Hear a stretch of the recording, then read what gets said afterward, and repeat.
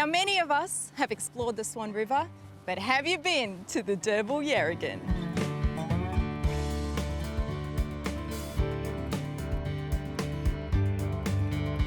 Nick Abraham is an expert on this body of water. He runs walking tours along its shores, starting from right next to Perth Stadium.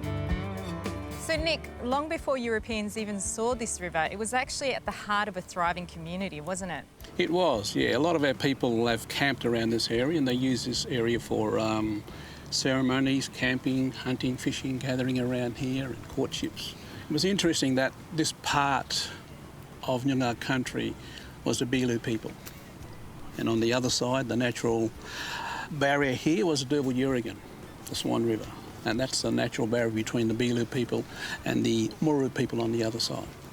And then when people would come for ceremonies on either side, they would have to sit around here and wait and camp and wait for the signal to be invited across. Now, a lot of our people would sit here and they'd wait for weeks or days waiting for that signal, and vice versa. And when the signal comes, what do you think? How do you think the signal would have come for them to be invited into the other side, or vice versa? I don't know, was it tribal music? I don't know, something like that.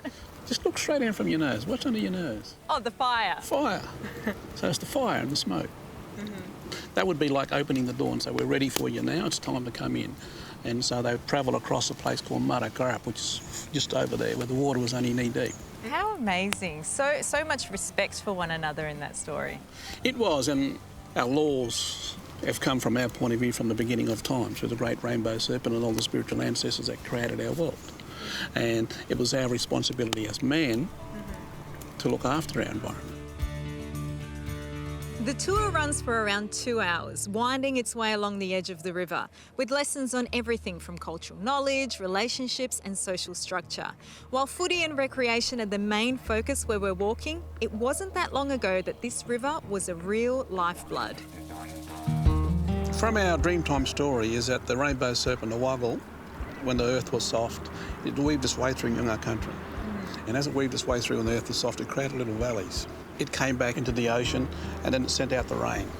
It sent out the rain over to the country and it'll rain on Noongar country and nourish Noongar country.